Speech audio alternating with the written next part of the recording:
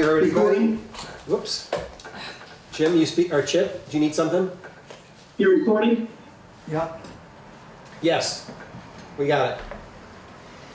Hi, everybody. Welcome to the September 15th meeting of the regular City Council meeting. Present, we have Councilmember Carter Finnegan, Councilmember Andrew Touchette, Councilmember John Manette, Councilmember Kevin Charbonneau, Clerk Treasurer James Johnson, the Chief of Police Travis Bingham is in the room. Chip Stearns is with us this evening as our financial consultant. And Jason Herman, who manages the wastewater treatment facility, is here tonight as well. I'm also expecting Frank Cheney shortly. So, first item on the agenda is additions and deletions. Let's just go down the line. Carter, anything? Andrew? All set? John? No. Kevin? Jim? No. Okay, I have nothing to add either, so no action taken. So the next item on the agenda is the consent agenda. We've got approval of the minutes from last week, the 8th of September. We have the AP warrants that took place this last week on the 12th. And as far as I know, there are no payroll warrants or liquor licenses, vendor permits, or special events requests. Do I have a motion to pass the consent agenda? Got a motion from Kevin. Do I have a second? A second from Andrew. Any concerns or questions from the council? Concerns or questions from members of the community? All those in favor, please say aye. Aye. All opposed, nay. The ayes have it, the motion carries. So the item number 4 on the agenda is one that I will speak to. There are documents here if anybody needs it. It was not in your packet. We did put a whole bunch of information about the terms of the note, the lease that's being arranged for the fire truck. And what we're trying to do is figure out how to move quickly so that we can actually take delivery on the fire truck. I spoke today with folks, council members, just so you know. I spoke today with someone from the company that's bringing the truck to us and that we're responsible to purchase the truck from. We agreed that they will hold the truck until we can work out the final arrangements so that we're not sitting on a truck that is not legally owned by our leasing corporation in a formal agreement with us. And we expect that to happen probably between now and the end of October. The leasing consultants tell us the likelihood is certainly no later than October 3rd.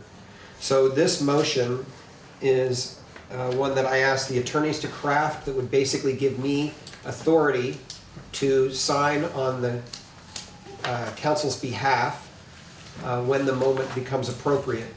What's slightly odd about this is that you are giving approval on the terms that were presented in the proposal sheet and not on the actual terms, which I'm still waiting for. So I don't have those documents, nor have they been through legal review. So if we were to move this tonight, it would basically allow me, with appropriate consultation from city attorneys, to move ahead. And I certainly would not sign anything without the attorney signing off on it. Are there questions about that? John? I have a question. In the proposal, it says the first payment is due December 1 of 2025. That Yes. makes it a 9-year deal, not a 10-year deal. 10 payments, but the final payment would be 9 years out. Yes, that's correct. So we were given 2 options in the proposal. One would be to make an immediate payment, and that would basically save nearly $50,000 in interest, or another option to wait a year to make the first payment. We asked for one that would be kind of in between because we didn't want to have a cash flow problem. So we've arranged the payments to start in December. And it's certainly something I can ask about if they want to put, I mean, I'm certain it will have a final end date on the document. Well, logically it's 9 years out, but the reason for my question was exactly that, cash flow. Yeah, that's why we placed it in December. Yeah, but is this built into the current year's budgets? Yes. Yes. So we have, well, okay, I want to be careful. we built last January, we took a wild guess that we would be making payments of roughly 67 or 70,000. I think we said 67 or 68,000 dollars, and that's what we budgeted because we assumed that we would be making only 8 months worth of payments for the year. In fact, this means that we'll be making pretty much a complete payment up front of nearly almost $100,000. I think it's just above 90. So, Yeah, 97, thank you. And so it's Chip's and my judgment that we can manage the cash flow and without raising our budget. And so we're recommending that we go ahead because it will save so much money in the long run on the term on the note. Yeah, no, I see that point. I was just concerned about funding payment number one. Yep. Chip, do you want to add anything about that cash flow issue? yeah, I think the number turns out to be just under 108,000 for an annual payment Got it, okay. for December 1st. So it's off for this year, and we're gonna have to find a way to fudge the numbers in the budget, lower something else or make it work in the budget. I'm not particularly worried about it. We have a couple of items that we've intentionally been slow to take care of this summer.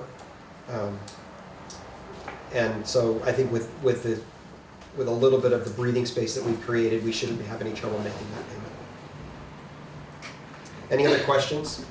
Hold on, please, just a second. Any other questions from council? No, good job. Yeah, Ann? I forgot to bring a copy of it, but it seemed to me that there was a question of the truck being held in one of our facilities for maybe a month when we were not owning it, and I just wanted to make sure that we're properly insured for any time that we're in possession of it, but not in lease or It's a great ownership question of it. that I was concerned about too. So we agreed this afternoon, I talked with Rick Peck from whatever the name of that company is. I'm sorry, I can't remember at the moment. We're not gonna take delivery on the truck until the payment is made. And the payment can't be made until the insurance is in place. So it will all happen appropriately. It will not be sitting uninsured in our firehouse, I promise.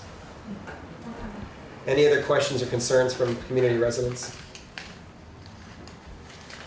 Okay, hearing none, if someone would like to move the language that the attorney has provided, and then we'll see about a second.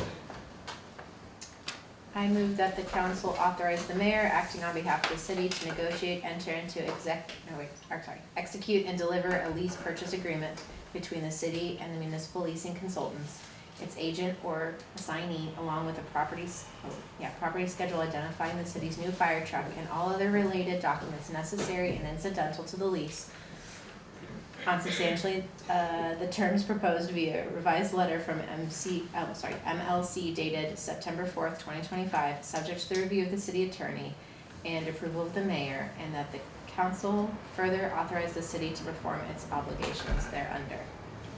That's a long sentence. Indeed.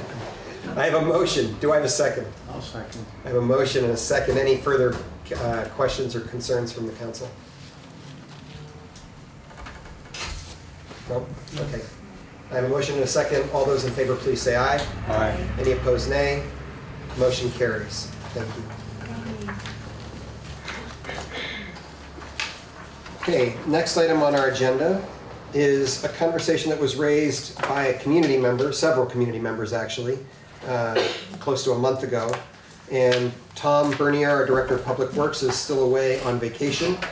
But Jason Herman has agreed to be here tonight to talk with us about the smell from the wastewater treatment facility. Jason is online.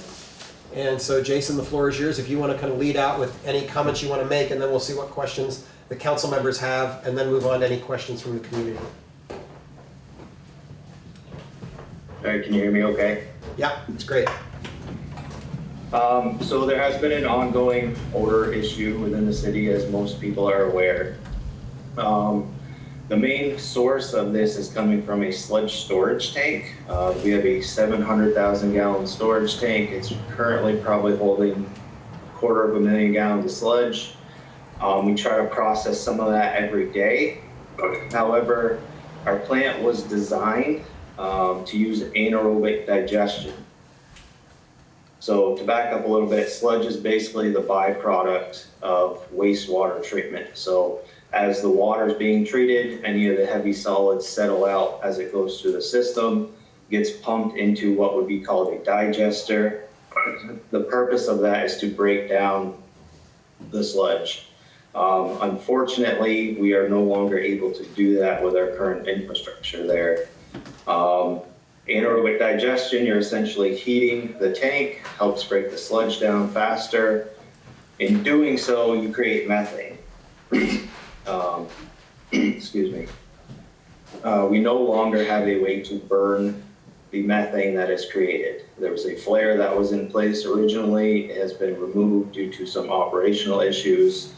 We also have 2 methane boilers and heat exchangers that would help heat those tanks that are no longer able to be used as well. So essentially what we're dealing with is we are treating raw sludge. So with that comes some odor.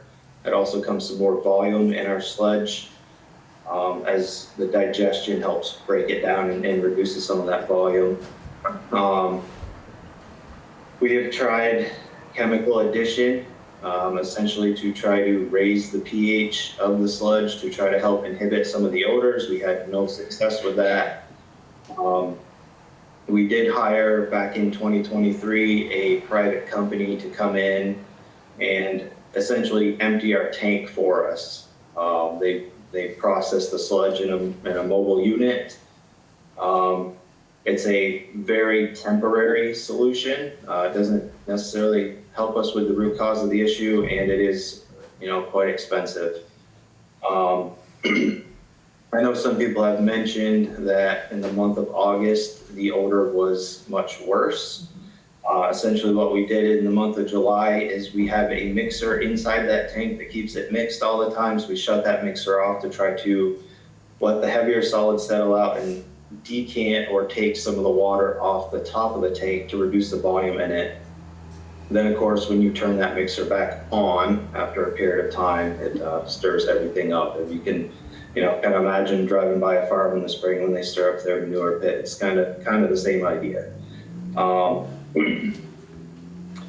So essentially, long story short, what I'm saying is we currently have no inexpensive short-term solution to get rid of this current odor. Ultimately, what will probably be required is to find a way to get rid of it and allow us to process it faster, or start actually using the digesters as they were designed to do so. Meaning going back to the methane. Correct. Unfortunately, there's a lot of new regulations with that, with greenhouse gases and environmental stuff. A methane flare would have to be, I don't know the exact numbers, but probably 150 to 200 feet from every structure, from what I've been told. So essentially, you're probably looking at somewhere in your ball field, you'd have a methane flare, which I don't know how that would work for us. And that's not like a definitive, because I don't know the exact numbers, but there's definitely a lot of regulations involved in that. So, Jason, can you say a word about the timing and the upcoming engineering survey that's going to have to be done that you've talked with me about? Yeah. So essentially, the treatment facility is due for a 20-year engineering evaluation. That's set to take place fiscal year 2026. Essentially what that will be is an engineering firm coming in. They will look at our overall facility, the current infrastructure we have. They will take a look at our new permit once that is issued, which I'm hoping will be in the next year, and what kind of new regulations we have from the state, and give us some kind of guidelines on what we should and need to do moving forward for an upgrade at the facility. Okay. Council members, do you have questions? So does this suggest that in the the sewer budget rather, beginning July 1 of 26, there's probably going to need to be some capital expenditure added to replace some of this equipment, or at least start the engineering process? Did you hear the question, Jason? Yeah, so definitely.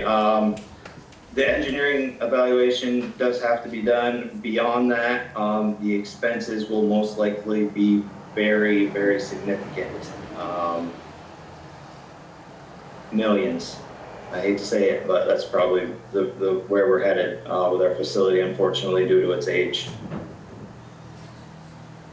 So interestingly, the context in which Jason and I had a conversation about this was we're working on a 10-year loan kind of cash flow projection for the sewer fund and also for the water fund.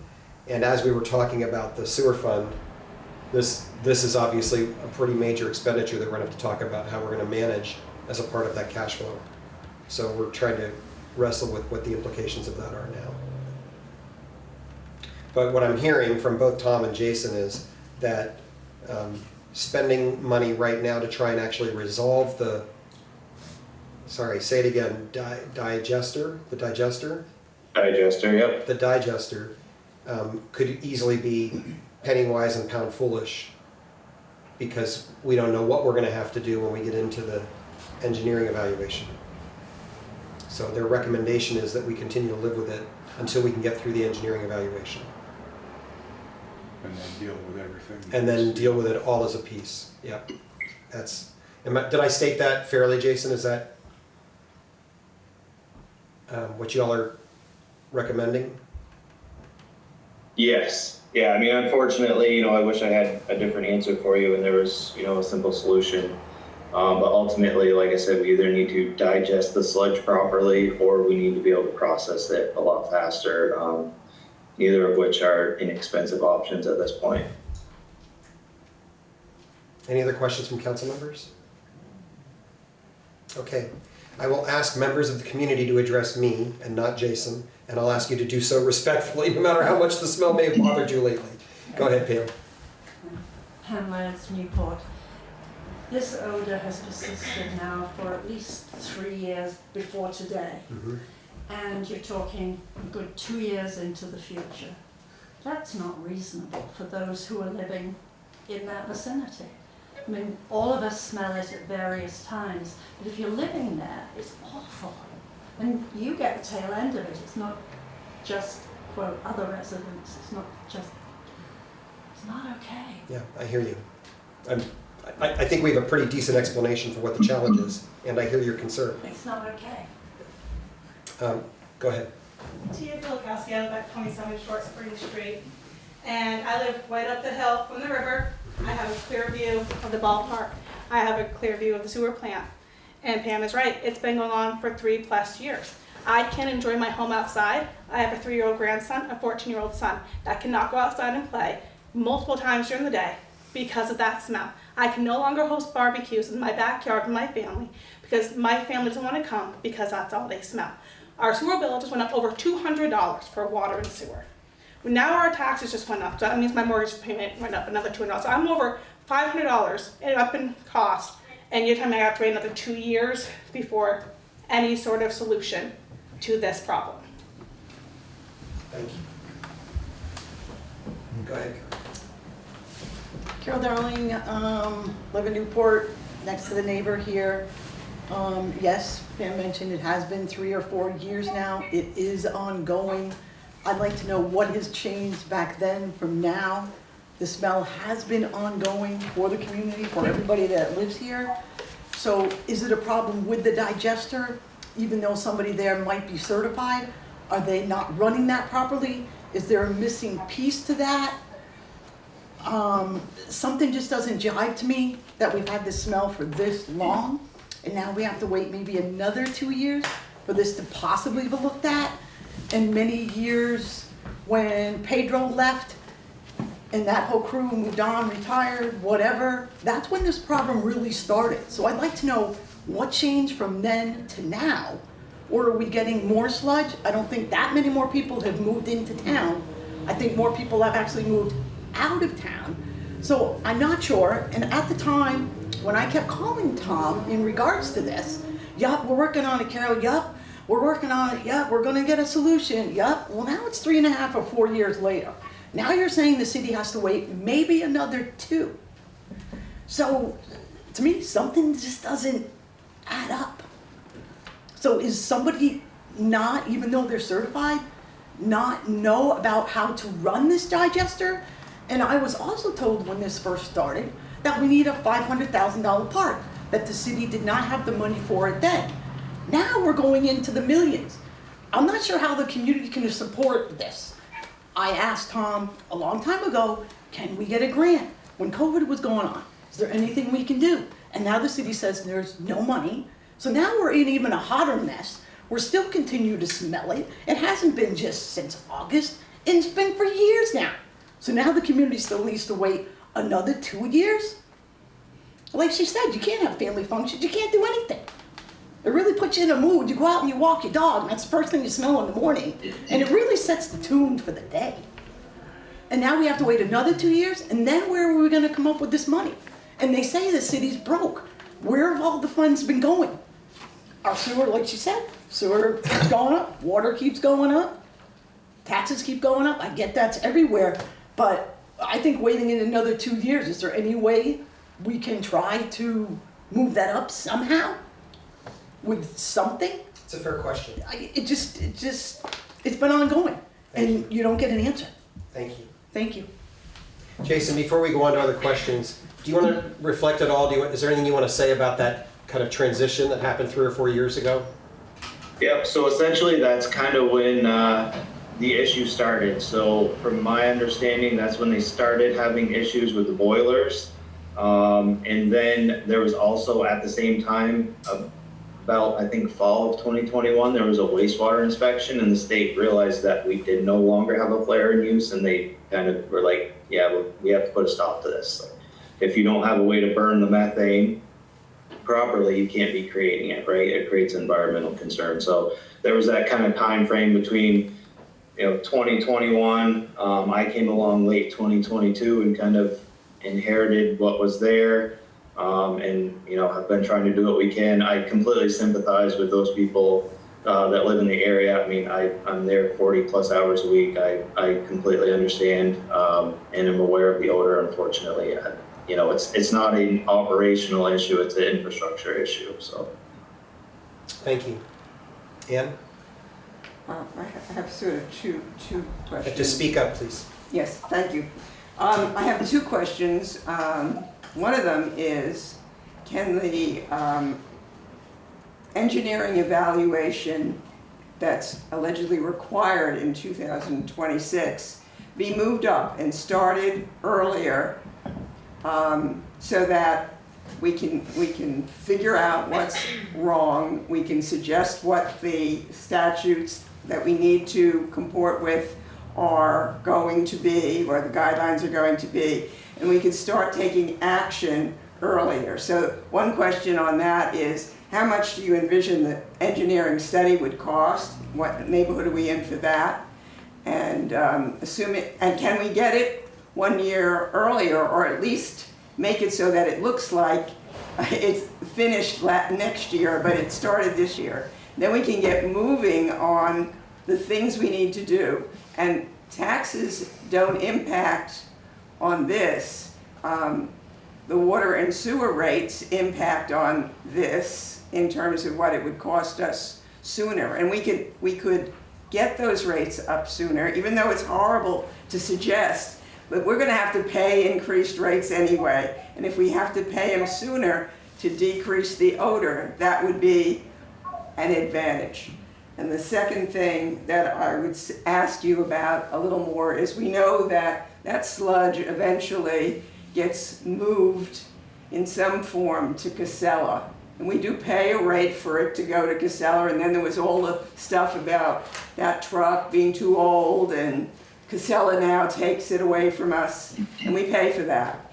Can we pay for more of it to leave sooner? And would that decrease the odor, because we wouldn't have 300 whatever in the tank, but we might only have 100 in the tank? Would that decrease the odor? So let's take those questions in reverse order, actually. Jason, can you respond to the question about whether emptying the tank more often would actually make a difference? So unfortunately, right now with the equipment we have, we are running our sludge press 24/7. We have Casellas coming 3 days a week, and we are maxing out what we are able to do. So that would require the city hiring the private firm to come in and press the sludge for us again. When 2023, they were there for a week or so, and I think that ran us, 70 or 80,000 bucks. Just FYI. And then the second question, you may or may not be able to answer off the cuff that I'm hearing and asking, which is, do you have any idea what the environmental engineering study, or not environmental, I'm sorry, the engineering evaluation would cost? That I do not know. I would love to see it start sooner. Unfortunately, the problem with that is there's only so far we're going to be able to get into it until we're given our new discharge permit from the state. And I don't have a set deadline on that at this point. Okay, so that's new information for me. You're saying that there's a permit that we've already applied for, and we're waiting for the state to take action? So the state, supplies every municipality with a treatment facility with a discharge permit. Ours has not been updated for several years. It's been working in the process for everybody across the state, not just Newport. They are working on getting those out. They are changing the regulations. We will have a new set of guidelines that we will have to follow for our water treatment. So we are at this waiting to see what they have for us. So even if council wanted to ask us to accelerate the process of sending out a request for proposals for the engineering work, you're saying we really can't do that until we get that permit? Correct. So, I mean, you could hire them to come in and, strictly discuss the odor issue, and what that looks like, but ultimately, that's only part of the puzzle. Okay, thank you. I'm not going to allow second comments. We're going to move on and ask if council has any further comments tonight. I would just like to, comments or thoughts that I have with the wastewater treatment plant in regards to energy is that it is a huge asset to the city. It is why we can allow for dense development and going forward for economic reasons. There's capacity technically right now. And yeah, again, going back to the energy part, it's a huge user of energy to move, to transport, to process, to discharge. All of that is a cost to the town and the city. I mean, I think it is what it is, and there's been a lot of attention given to it by the task force, and I don't want to really wade into those waters, but on the note of how it was originally designed with the methane loops, I think that's a really interesting, and I'm really eager to see if the engineers can bring that back to life, because it's kind of like a closed loop. Like, we are producing methane, but then we are using it to heat the digester, which promotes and then will reduce the odor. But not only that, is a few years ago we had to put in massive oil furnaces to try to supplement some of that work, and clearly they're not keeping up. Oil is expensive as heck, we all know that. So I think it would just be really a good opportunity to look at what we've got and think, how can we make some sustainable choices moving forward when we're hitting this? We clearly have an issue, but how are we going to address it? Are we going to just supplement and put another heating system in there, or are we going to be able to do some extra legwork, maybe with some partners? There's a couple in my mind that have more knowledge and experience than I do, but and yeah, I don't know. I think it'll just be an interesting problem to look at, but also the fact that we're having these conversations right now, ahead of when that permit is due, ahead of when the engineers, I think layering in these tiers of support is going to be really financially viable, and also looking forward a little bit more green, rather than producing this methane and maybe burning it. But yet we're buying oil, so there's a lot there. I'll say about that I had a conversation with Chip about this today, and he was saying that based on his experience as a city manager, there are actually potential opportunities here to use the methane to actually run the plant, to heat the plant itself. So, I think part of what I want to say to the community is I hear the concerns and I hear the high level of frustration, and I think what we could do is ask the Water and Sewer Task Force to take up this question and to bring a greater level of intensity to how we're going to answer these questions, so that there is actual movement. We're not just saying we're kicking the ball down the road for a year or two or whatever. And right now we can't even guess what the issues are going to be until we get the study done and try and sort through it. So for tonight, I think if it's appropriate from the council's perspective, I think we would just ask John to take this matter to the Water and Sewer Task Force and add it to the list with the understanding that there are folks in the community who are gravely concerned that we deal with it. And it's yet another thing that we've got to pay attention to now. Does that sound all right? And I want to thank you, Jason, for coming tonight on a day that you were not feeling well. Thank you for making that happen. And I want to thank folks in the community for coming. And we will continue to try. You are welcome to continue to put this on the agenda to make sure that the council doesn't forget about it in the press of all the other things we're working on. I know that's less than satisfactory. I don't know what else we could say tonight. Any other questions from the council? Okay, hearing none, I don't think we have action. So Jason will release you. You go back to bed. All right, thank you. Thank you very much. Okay, next item on the agenda is the attestation that's being requested by Newport Downtown Development. Sarah Chadbourne, the president of the board, is here to speak about that. All right, yes, I'm Sarah Chadbourne, president of Newport Downtown Development. This is a request, a letter of attestation. Over the last 2 years, the city council has signed this letter, which is required from the state of Vermont for Newport Downtown Development to receive the vibrancy grant. This states that the city will not lower its level of financial support to NDD given the $25,000 vibrancy grant that the state is providing to Newport Downtown Development. Council members, do you have questions about this? We have a budget item for our support, I take it. Yes, it was budgeted at $30,000 this year, like it has been repeatedly the last 7 years. Any other questions? Any questions or concerns from folks in the community?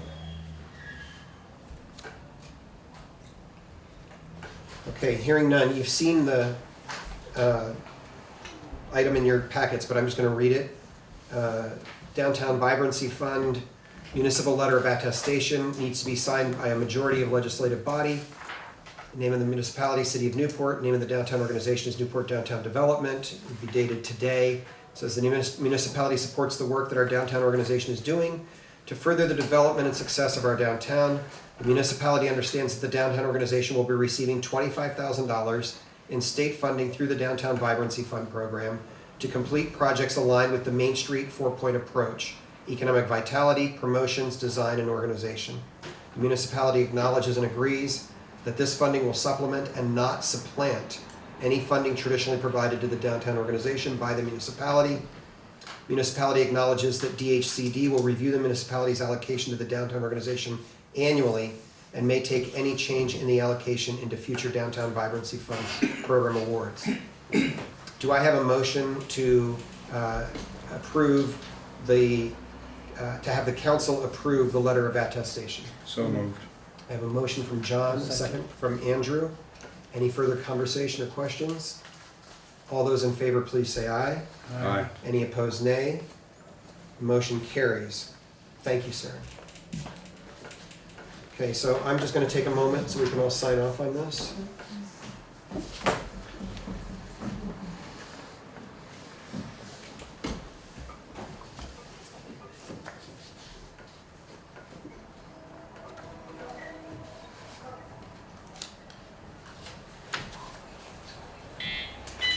And if it could come back down here when you're done signing, we'll put it in the packet of stuff for Carrie to take care of this week. I know I did it backward, flip it. Can I do it right? Just do it right. I need somebody less awake sitting to my right. Somebody who doesn't catch my mistakes.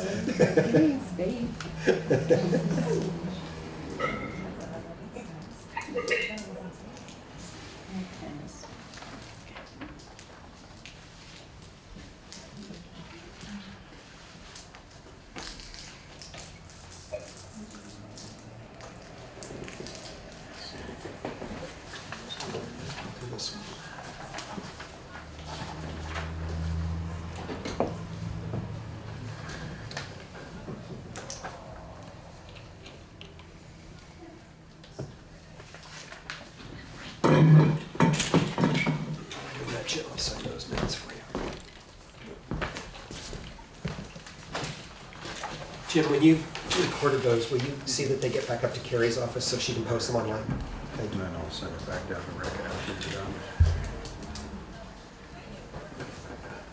Okay, that's gonna come back down to me. Moving on, item number 7 is a recommendation from Newport Downtown Development regarding selecting a real estate attorney for potential TIF-related projects. Brian Gray, the Economic Development Coordinator for NDD, is here to speak to that online. And Brian, the floor is yours. Hey, good evening. Can you hear me okay? Yes, just fine. Great. So in continuing in our efforts to carry out the MOU dated December 16, 2024 between the City of Newport and Newport Downtown Development, I'm here to make a recommendation for the selection of a legal representative to provide support in any real estate and development type agreements, as well as any potential property transfers. To provide some background, the MOU dated December 16, 2024 appoints NDD to manage a collaborative process with the mayor and the council in order to prepare the city to submit an application for a TIF district and follow through on any necessary tasks to assure its approval by the appropriate state entities. As NDD has progressed in the development of the data needed for a TIF application, it is at the point where substantial discussions are occurring about a first project. A first project is the basis of the financial analysis that is required of a TIF application. As discussions have advanced, legal representation is now required to assist in developing any public-private development agreements, as well as any property transfers.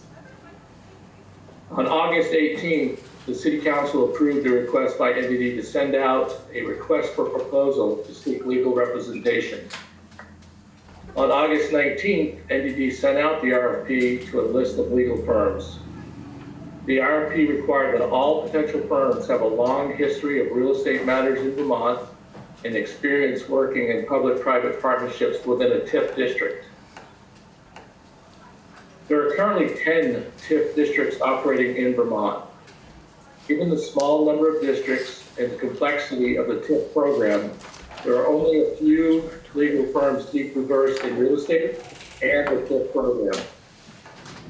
We identified 3 firms that would meet our needs and requested proposals from each of them.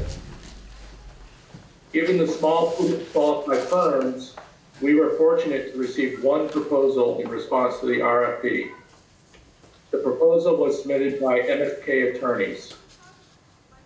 MSK Attorneys is located in Burlington and brings a strong track record of municipal representation, particularly in complex real estate issues, and have demonstrated a clear understanding of Newport's development goals and legal landscape.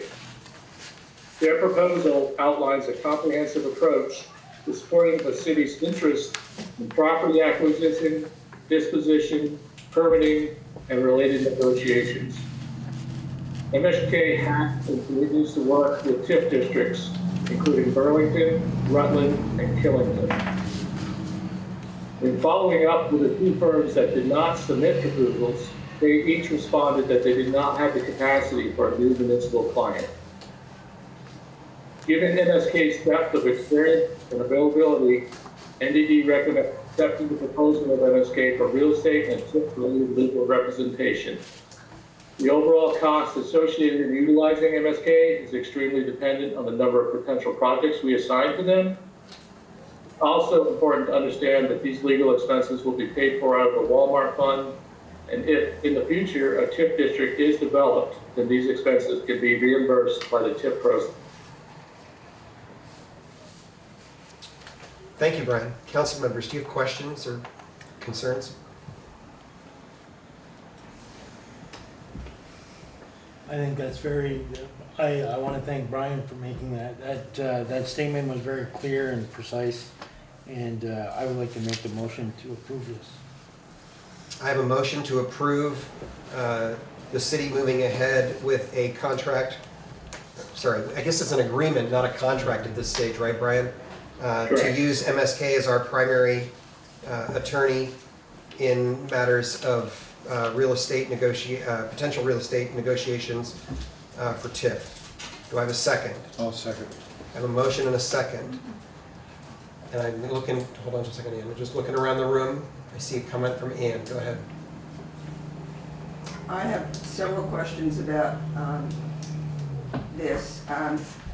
First of all, you said you reduced the number of firms that you sent out RFPs to 3.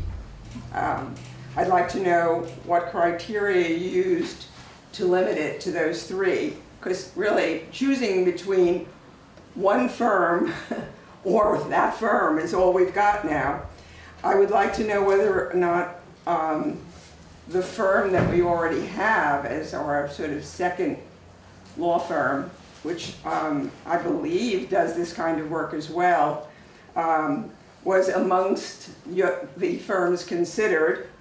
I would like to know what their rate, as opposed to the $395 per hour for this law firm for legal work, what that firm's cost is. I would like to know whether or not you checked into the comparable kind of work that they would do. And I would like to know whether or not you addressed with the firm you're talking about the Burlington problem that occurred, where at the end of their TIF, they wound up owing the state an additional $1 million, and what part in that, if any, the Burlington firm had with respect to the Burlington TIF. So I think all of those questions, in my mind, would need to be answered, and I would certainly ask the council to consider looking at some other firms that might not charge $395 per hour. So, having been in some of these conversations, I can say, as sitting in those conversations as mayor with White and Burke, the list of attorneys that were recommended that we consider, that list was put together by White and Burke because they were looking for very specific skill sets in a very arcane area of real estate law. So the three firms that we sent to all met pretty specific criteria that White and Burke set, and it was their recommendation. The second question you asked is whether or not the second set of attorneys that the council approved a year ago specializes in litigation. That's why they were hired, or not hired, but contracted. We have not used them, as far as I know, for certainly we haven't used them since I came on as mayor. So I've had no conversations with them about this in particular, and they were not among those that White and Burke was suggesting had the level of expertise that we're looking for. And the last thing I'll say is that while it's true that we are asking a lot of questions about how the city of Burlington got into the trouble it got into, this is actually not one of the places where, in my judgment, that trouble originated. Where that came from was in the financing, or the accounting for the TIF. And a couple of weeks ago now, Dave LaForce and Brian and I went to St. Albans specifically to meet with St. Albans financial person to say, what do we need to be doing now to prepare to make sure that we are well situated if the TIF proposal goes forward. So we've been getting advice there as well about how to wrestle with that question. Brian, do you want to add anything to any of that? No, I think you nailed it as far as the Burlington issue. And I would just reiterate that TIF is a very unique specialty in the state, so it really limits the number of folks that are playing in that arena. Council members, do you have further comments or questions? John? From my perspective, having dealt with the city's firm, the so-called second firm, this one would be the only one of the three that I would think would even be remotely qualified for this type of work. The so-called second firm that hasn't done anything for the city, to my knowledge, is strictly a litigation firm. That's all they do. In fact, they've engaged me to handle the real estate aspects of some matters for them because they don't do it. So that's that out of the question. And in terms of Burlington rates, this is far from the high end of what you pay in Burlington. Thank you. Other comments or questions from council members? Are there any other folks in the community who would like to raise questions or comments? Okay, I have a motion and a second to approve the arrangement that's being proposed with MSK attorneys. All those in favor, please say aye. Aye. Any opposed, nay. The motion carries. Brian, do you know, do I need to sign anything on behalf of the city, or is the next step that they send us something more Yeah, I specific? think they'll be sending us something. Okay. Brian, thank you for all your work on this. I know that you did an awful lot of behind-the-scenes work to make this come together so quickly. No problem. And thank you for your time tonight. Okay, next item on the agenda tonight is item number 8, considering a candidate for appointment to the Development Review Board, and Frank Cheney is now in the house. So Frank, do you want to speak to this for us? You have a letter, a memo. David Kerr has been recommended unanimously by the Development Review Board to fill its vacant seat, which is actually Andrew's seat. He was interviewed actually by both the Planning Commission and the Developmental Review Board and recommended by both. I think that Andrew's term was up next spring. So David, who couldn't be here tonight because he has a prior engagement. A wedding. Yes. This weekend. Related to a child. He would have to be reappointed next spring at the end of what would have been your term, Andrew. Any questions? No questions? Any comments? Concerns from the community? Karen? And I was just gonna say, by choice, he attended the last, or one of the feasibility study meetings in relation to transportation in downtown, just because he's curious and cares, so. He's been present when not required, so that's cool. Nice. Okay, do I have a motion to appoint David Kerr to finish Andrew Touchette's term on the Development Review Board? I'll make that motion. I'll second. I have a motion from Kevin, a second from John. Any further comment or question? All those in favor, please say aye. Aye. Any opposed, nay. The motion carries. Thank you, Frank. Thank you very much. Okay, moving on. Considering a resolution to recommit Newport City resources, don't go far, Frank, as a local match for construction of the Causeway Streetlight project. This one's all you all the time, my friend. Okay, so what we're talking about is the Causeway project. We've experienced some increase in the cost derived from 3 change orders that we received. One was a little while ago, 8 months ago. However, the 3/4 of it is from 2 recent change orders in July and August. The total for the increase is $125,919. You have a copy of the resolution that I need you to sign. That second half of the letter lays out what I need approval for, which is basically to do a budget amendment. However, I must recommit the total funds to include the additional $125,000. You had previously committed 1.236750, and you are now being asked to increase that by 125,000 in order to complete the project and secure the NBRC funding, and that's where this amendment is initially going. As far as the change orders, to give you some understanding, although this is really in Tom's realm, first one was associated with the increases from COVID, okay, in that they ended up asking to rebid. These last two, in Master Iron 6 and 8, they were uncomfortable with the soil composition underneath the foundations. All right, so the engineers agreed that we had to do new borings to see what type of soils we were dealing with, which weren't the best. and do new engineer's drawings, and we are ending up with what they call a spreader footing. And these two changes added more than $80,000 to the project.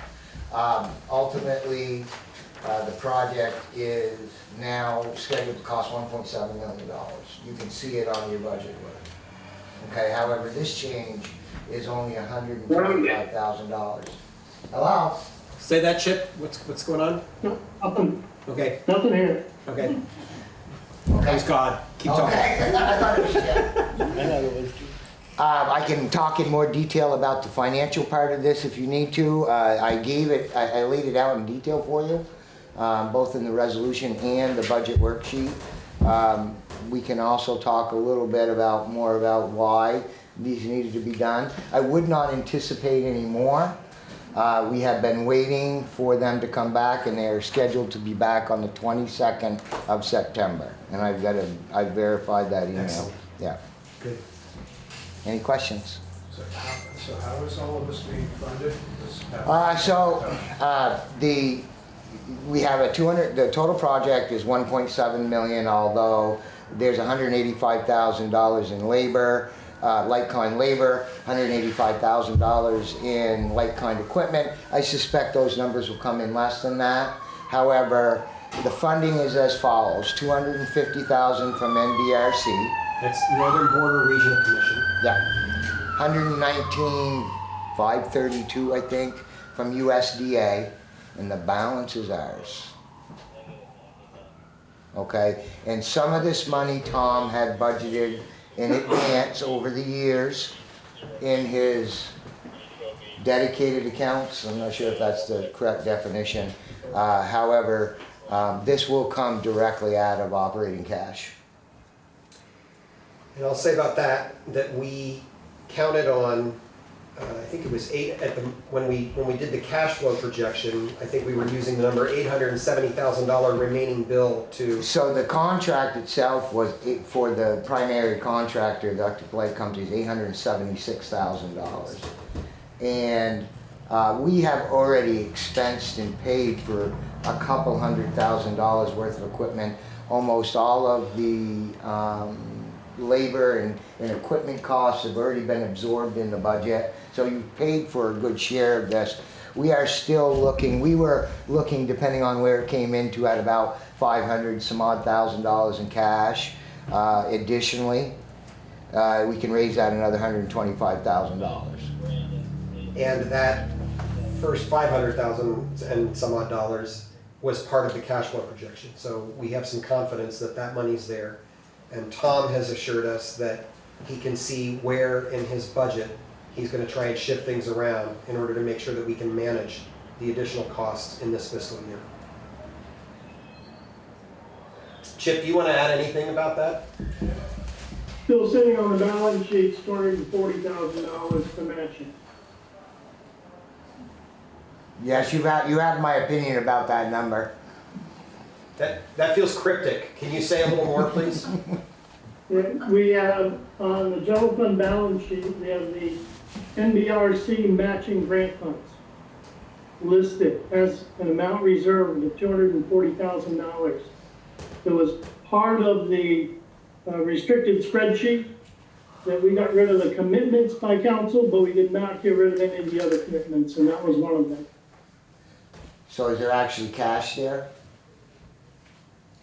Well, I've heard the answer to this question. No, it's never yet. It's never much. The answer is always no. Okay.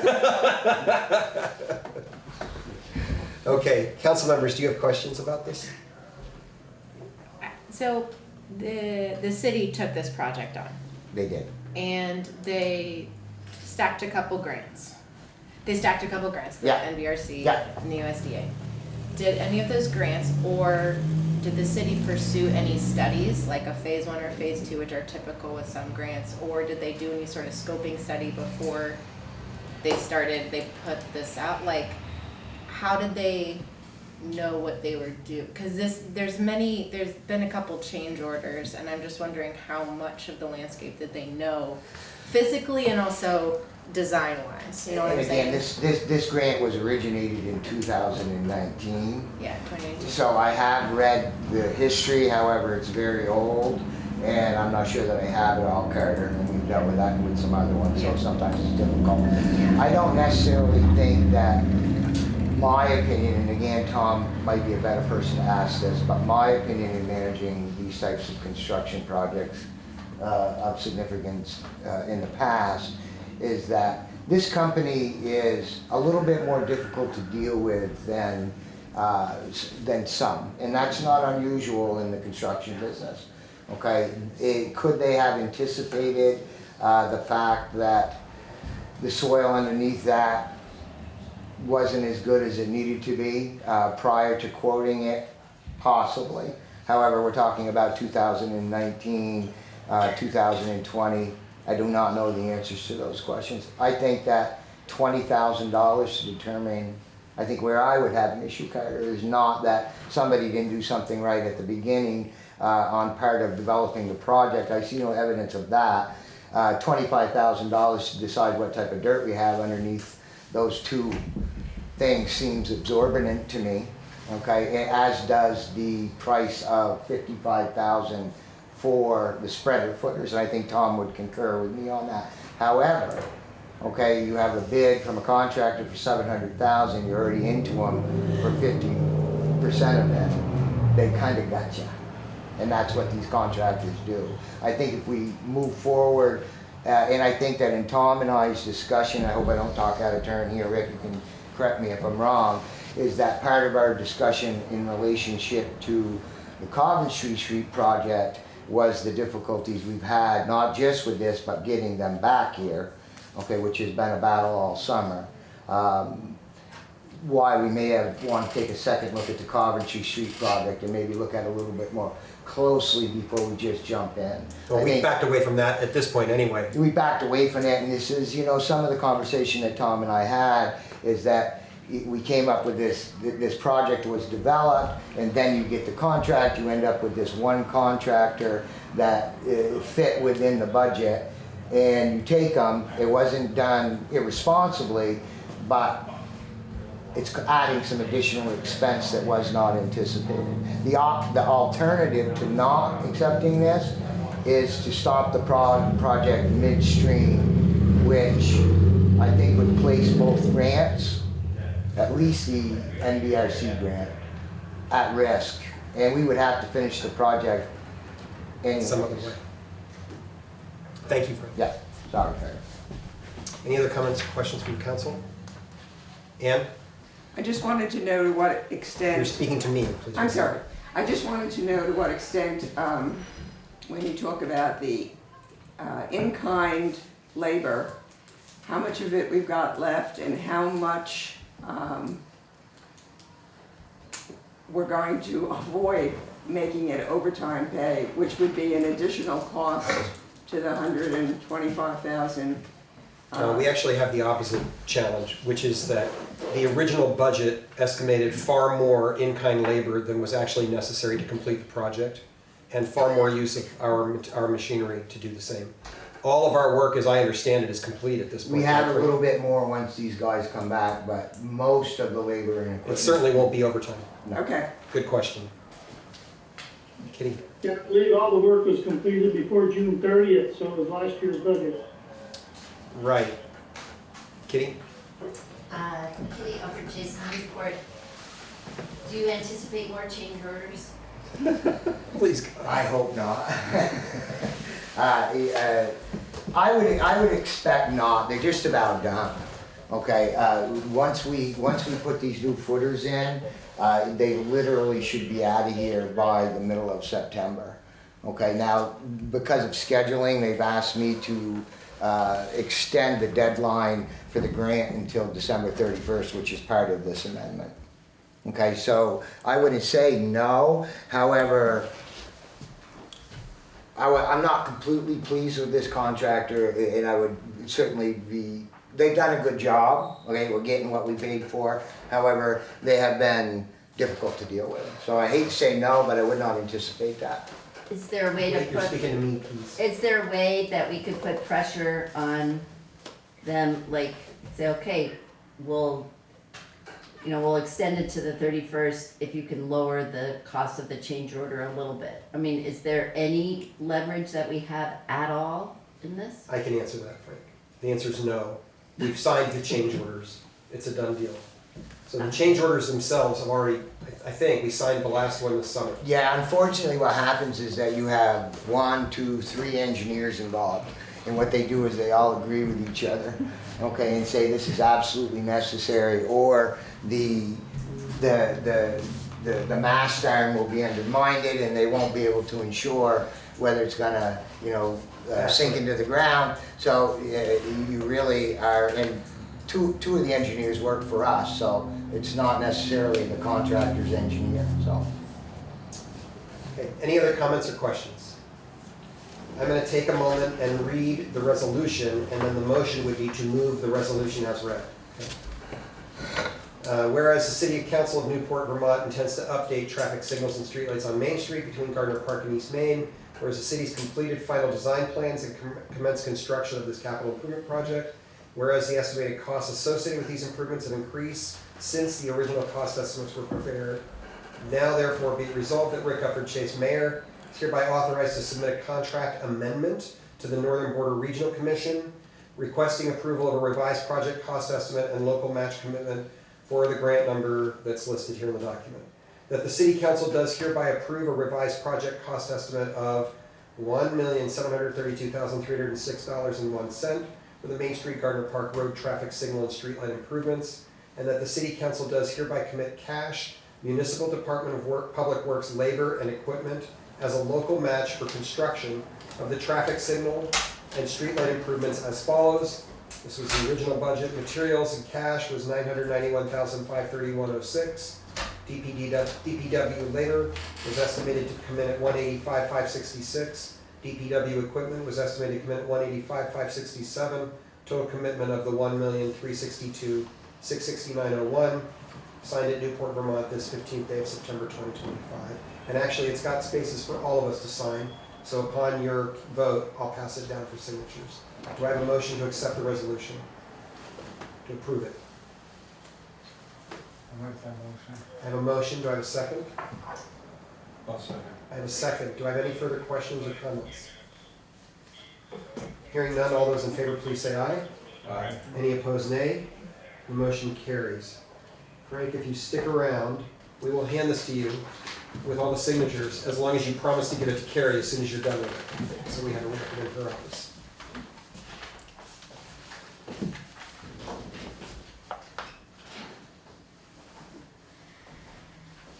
Why, you afraid I'm gonna lose it?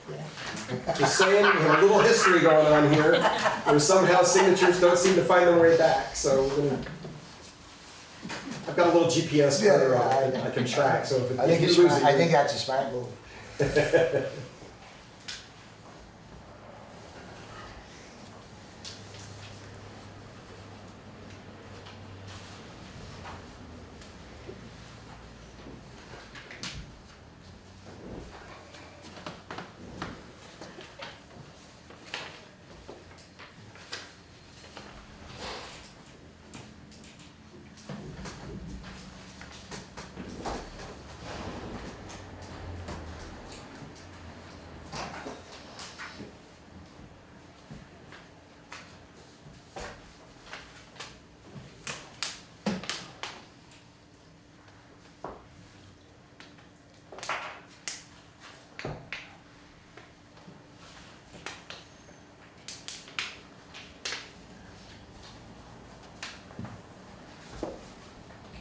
Okay, Frank, if you want to whisk that away, thank you for all your work on this. Y'all, I just want to say to you, council members, that Frank Cheney has put a lot of hours into trying to make sure that this project gets accounted for appropriately.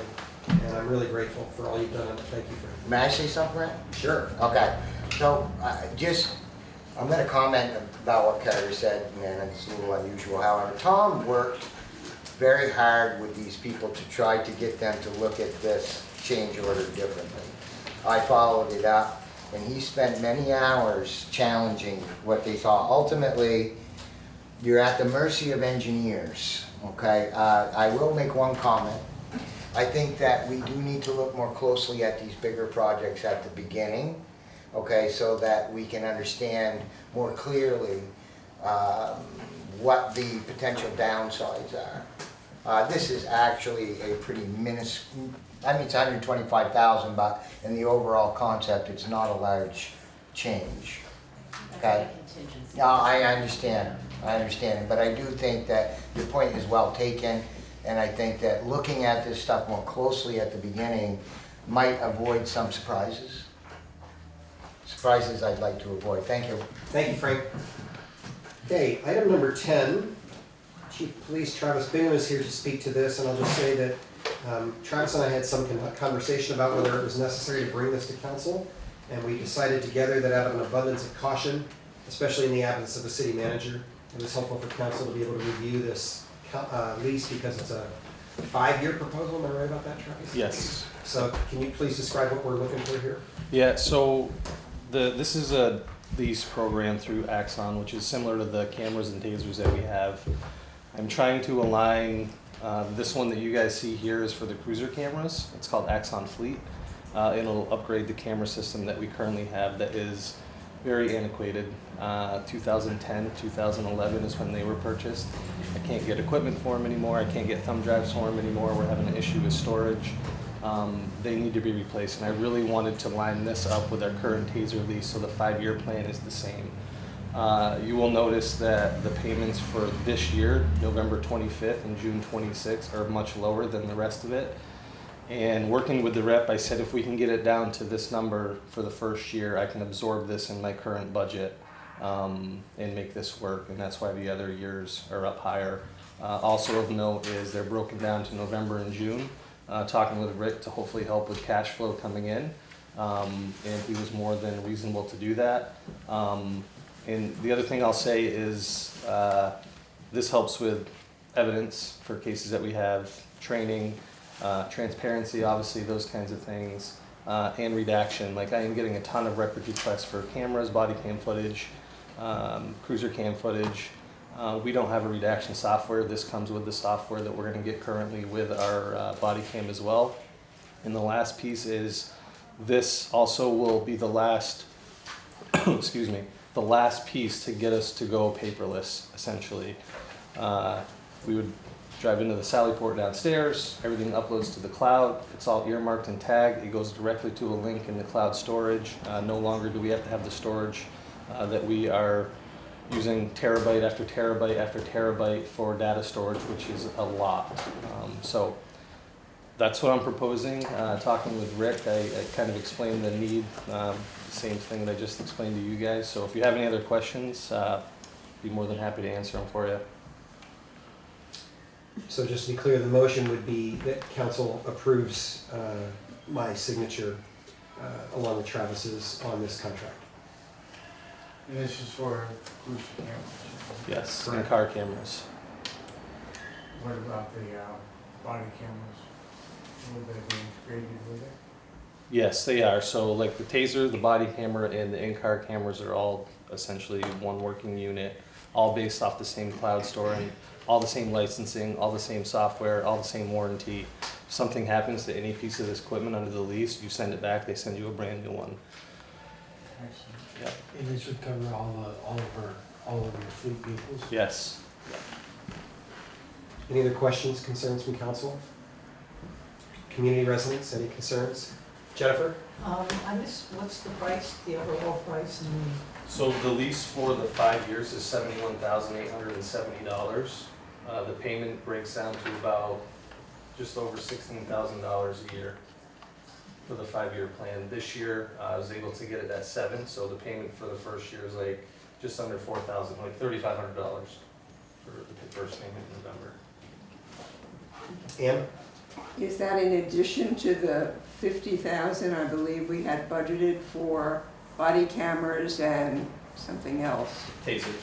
Phasers. Yes, that is in addition to that. So it's 50,000 now and an additional 16,000 per year. Yes. Are we budgeted for that? No, and I didn't mention that. this year I can absorb this amount in my budget, and next year this will give me time with approval to anticipate this in next year's budget. Any other questions or comments from community residents? Hearing none, do I have a motion to approve Travis's and my signature on this contract? So moved. I have a motion and a second. And a second from Kevin. All those in favor, please say aye. Aye. Any opposed, nay. The motion carries. Travis, if you just bring that paperwork tomorrow morning to our department head meeting, I'll sign it then. Sounds good. Thank you very much, and thanks for all your work on this. Thanks. Okay, Chip, it's finally your big moment. Oh, boy. Oh, boy. So, somebody want to bring up, or do you want me to share my screen? Carter is bringing it up as we speak, and I assume we're going to start with the balance sheets, is that correct? Well, we're starting with what is the due to from report, the interfund balances as of Friday. Okay. This is the report that tells us how much money, theoretical cash, and I say theoretical cash because we don't have it, is obligated between funds. The top fund is your general fund operating by taxation. And it is, as of Friday at 1:30 in the afternoon, it is owed a cumulative amount of $1,365,000 from other funds. The last two funds are the major funds that actually owe the most. Sewer owing $758,000, water owing $578,000. So Friday was the 12th, and there were several days of payment of water and sewer bills, but ultimately those bills were due today. And so we haven't seen the results of today's cash activity, so the number may be slightly reduced again until tomorrow when we run payroll. So that's the snapshot of where we stand with obligations between funds. The project fund and the CDBG fund and the public safety funds were all funds that were carrying residual balance that we had transferred back to the general fund because there should be no obligations. So Carter, if you'll, any questions on that from anyone? Nope, go ahead. Perfect. All right. We're kind of in reverse order, but that's okay. We're going to look at the budget status report, again, suppressed to headers, which means when we look at all funds, of which we have 9 of them, it is reduced to 12 pages, and all of the numbers are suppressed to subtotaling accounts. We are presently, at September 12th, and for taxes of a budget of a total of $6.5 million, we've collected $242,000, which really are the state payments that have come in, which heretofore you had budgeted in a separate line.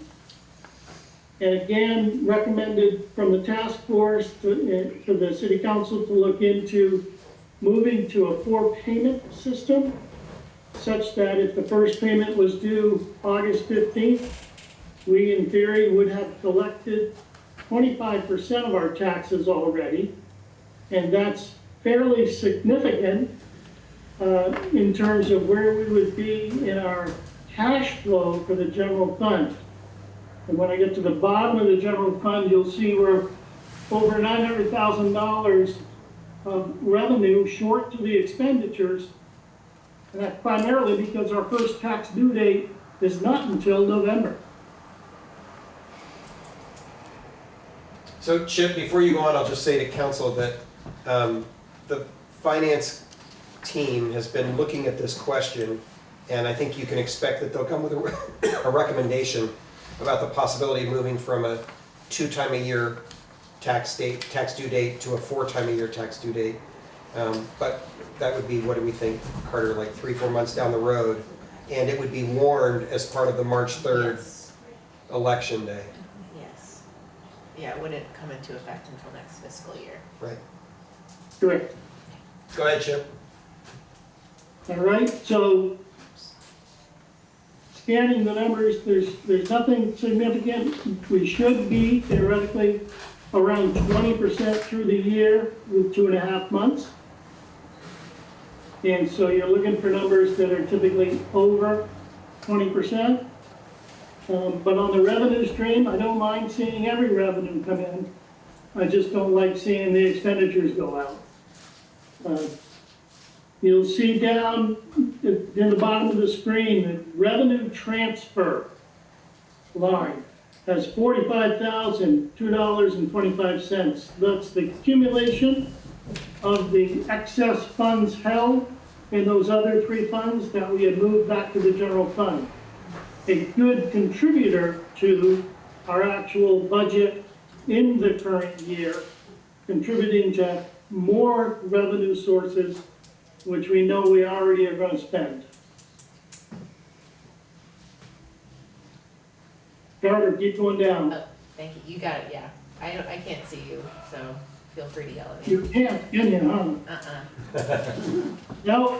Now we're hitting expenditures for general government. And again, the oddball things you're looking at, anything over 20%, the ones that stand out. Audit and city report, 53.9, hitting 54.915. We are well aware that KDS informed us that they were going to be over their original proposal because of excess work that we had to have them do.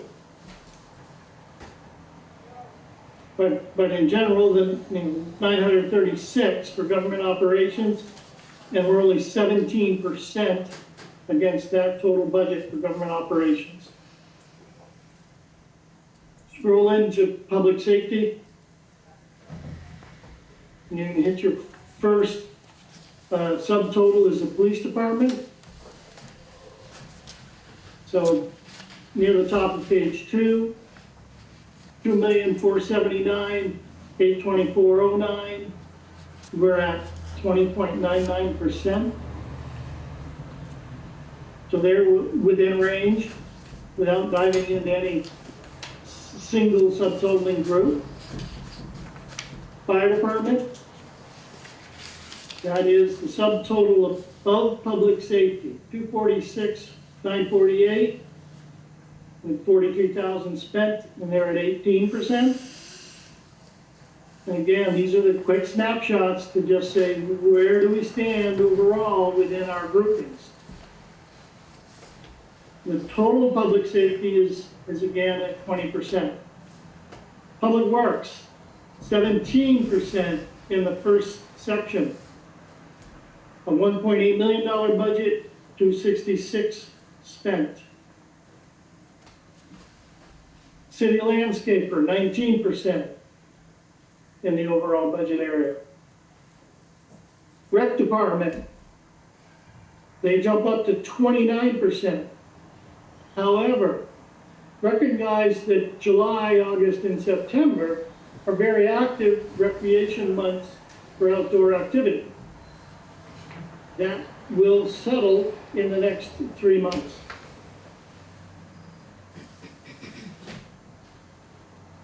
Go down to your next subtotal, which I think is Conservation Commission.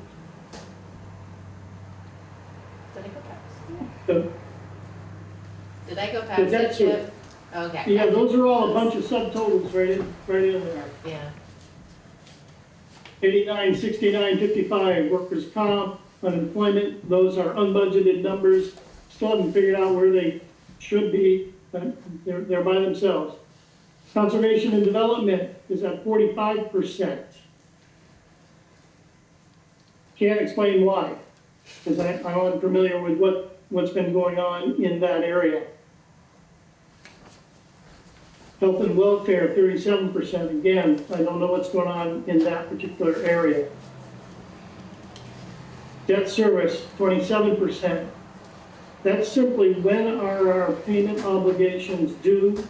They are not a straight line with 1/12 due every month. Personnel expense, which I don't know what makes up that category, but there's no budgets for it, and we spent $2,800. And other expenditures, what's built into that, we're at 22% out of $363,000. And the liability insurance, that's typically paid twice a year, so I would expect that to actually be at 50% of budget, and it's only at 33. What, can anybody eliminate what's going on in the conservation development and the health and welfare, like what those are for? Do you know, Jim? I don't know what that is. And Rick doesn't know? I mean, they're budgeted plus side, but Yeah. there's intention behind that. I don't. Okay. All right. It's okay. Yeah. Can you scroll down? Yeah. Then scroll down, we're in the capital improvements, but less than 10% of budget, and then appropriations, 3% of budget.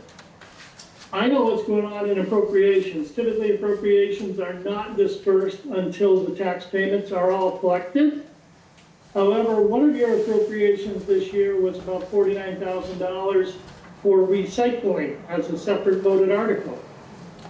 And so recycling has been going on and has been being charged off to an appropriation line. And it is my opinion that the city council should request that that budgeted appropriation be shifted back to its original lines within Public Works for recycling. Because as we want to look in the future towards comparison budgeting, that $49,000, the public has spoken and said, keep it. And right now, it's kind of misleading that it's in the appropriations area simply because it was a separate voted article. And I believe what the intent of that separate voted article was to get a feel from the public whether they wanted to keep recycling services available or not. So I Chip, want to notice on I was just gonna ask, I mean, I'm thinking that we are not asking for that change tonight, but that it's a recommendation that you and/or the and/or the finance team will bring back to us for action later. yes. Okay. Along with this, the next note that I have. Carter went exclusively, get that page there, Carter. Sorry. Carter went through the budgets as presented, the budgets in the spreadsheet, and the budgets and the financials. And in the annual report, the budgets for total revenues, total expense for general government were 20 cents difference. But in the actual financials, when you did the line details, you're spending $1,480.48 more in expenditures budgeted than revenues. This again leads back to the use of spreadsheets that did not have adequate subtotaling.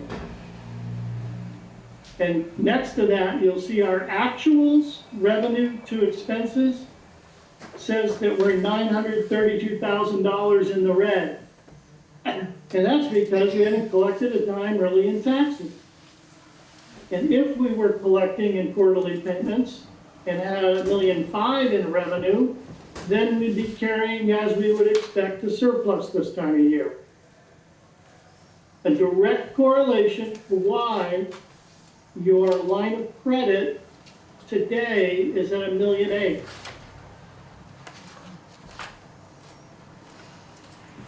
And a piece of why we've spent $80,000 on debt financing so far this year. Yes. Scroll on to the next fund, which should take only one page and really show us nothing. Mooring management has had a banner year. $672.50 came in, we haven't spent any money. Project fund, we zeroed that $17 out that has been being carried, I think, since 2011. the East Main Street Cemetery, I did rename this fund once I found out that's what the name of it should have been. We have spent money out of this fund, not had any money come in, and this fund is already in obligation of $23,000 owed to the general fund accumulated over the last several years, because the investments in East Main Street Cemetery, perpetual care and otherwise, have not generated enough revenue to cover the cost, basically, of mowing. So in next year's budget, I think that we've got to add to our expenditures to mow the cemeteries, or to transfer money into this East Main Street Cemetery account to cover the operational costs.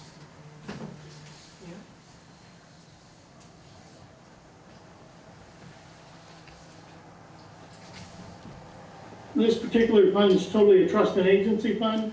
It pays for itself through its own sources. No obligations to or from general government. CDBG funds, a little bit of revenue, and it transferred out that $31,000 from the last meeting.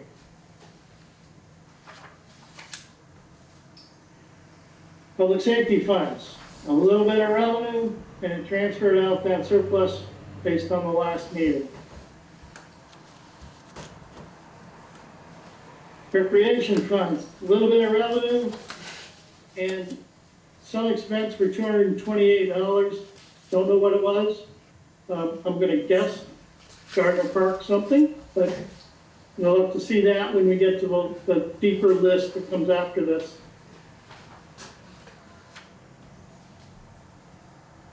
This is sewer. So, first thing to notice in sewer, again, Carter did the analysis of the actual presented budgets and actual presented expenditures in the annual report. And though they say they match revenue and expense, the reality, when we plugged it in, is the sewer fund has $82,770.73 more in expenditures budgeted than it had in revenue budgeted. And so I think it's been noted to the task force, this is a condition. We've only had one billing, and on the accrual basis, the revenue stream shows $485,000 against a $1.75 million revenue budgeted. And so we are close, 27.73%. And I think those numbers were given to the task force as they were calculated. So we're on target. If everything remains uniform, we hopefully come in at, 108% of revenue if we stay direct on target. Nothing outstanding there, other than the expenditure budget includes that, and you'll notice the capital reserves is approximately exactly what we're overspending. Oh, wait, can you say more about that, Chip? There's a capital reserve budgeted for $82,772. When you're looking at the suppressed headers, Yep. and yet we're overspending $82,770.73. And where that is in the revenue stream, we budgeted to the $6.36, or $6.30. So I'm sorry to be thick, it's been a very long day, but that $82,000 discrepancy that Carter discovered, I'm assuming that basically we're gonna have to have the Water and Sewer Task Force look at that and figure out how we're either going to cut expense or raise rates by another $80,000 this year, correct? 82,000. I'm sorry? Yes. 82,000, yes. Yes, and then with what we know now about needs, future needs for sewer plant upgrades, as Ann said, I'd rather pay a little more now and get it done sooner than to wait. You know, what does the task force want to recommend about that? Okay. Because I'm not sure that built within this budget is the engineering study. I don't think it is. No, it's not. Yeah. All right, scroll down now, we're into water. And water's budget, the next to last total water fund. Again, with Carter going through the budgets, the expense budget exceeds the revenue budgeted by $49,783. Oddly enough, in the annual report, the budget for water income was in there. There was nothing presented for water expense in the annual report. We did have a spreadsheet, and that's what Carter balanced to, but the spreadsheet didn't balance revenue match expenditures. So fortunately, in our billing with the rate change, we have met 30% of our income against our budget for water, which is a nicety because we still have 3/4 left to bill. But when you look at that bottom line budget, we budgeted more in expenditures by that $49,000. And at the last line left, total all funds. This is summation of all budgets, summation of all revenues against all expenditures. All of our funds are out of balance, revenue to expense by $134,034.21. We already know which ones they are. They are the general fund, the sewer fund, and the water fund. We know that our revenues to our expenditures are behind overall government-wide $919,000. All of which is general fund because we haven't collected any taxes. So that is the budget to actual suppressed to headers. Scroll up to the next page, Carter. I'm just gonna. This way? This one, yeah. Yeah. All right. Notice this is the same report by name that we were just looking at, but it is page 1 of 35. So in the Department of Redundancy Department, I'm not going to go through these 35 pages. Thank you, Chip. This is where you could look at all the subtotals, match them to the first report of 12 pages, and see line item level detail of which lines within the subtotaling have activity. And then if you can nail down a particular line, that line can be looked at for detail. But that's not the exercise that we're going to do today. So scroll down till you get past page 35.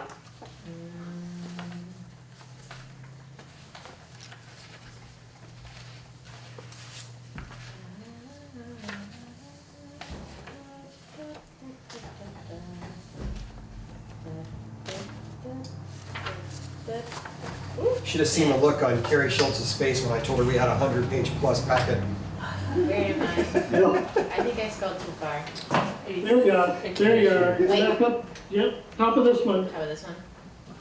Wait, I had a question real quick about the sewer. Never mind, I'll look into it later. Okay, sorry. Your fund is Fund 8.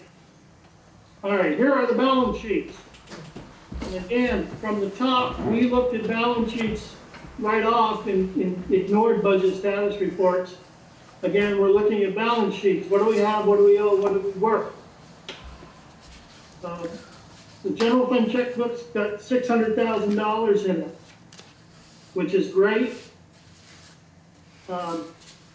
We are still looking at waiting for an adjustment on the health reimbursement account from the audit. The highlight of delinquent taxes, that hasn't changed a whole lot. And because we have not billed yet for the current year taxes. We have nothing receivable for that. Miscellaneous receivable of $92,000 has been verified that that is the amount as of Friday that was due in miscellaneous receivables. Due to and from, I already showed you that other funds owe us cumulatively in the general fund $1,365,707.61. And that's been the due from two other funds. The next line by itself, tax anticipation, line of credit note, $1.8 million.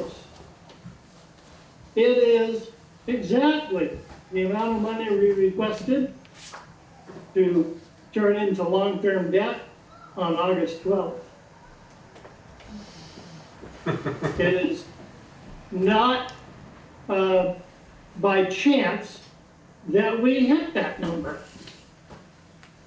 I think that it was a direct representation of what happened in 25, again, repeated itself in 26, and that suggested changes in cash flow is the only way we're gonna actually change that condition to hopefully in FY 27, not even have to have a tax anticipation line of credit. Chip, if I could break in there for a second.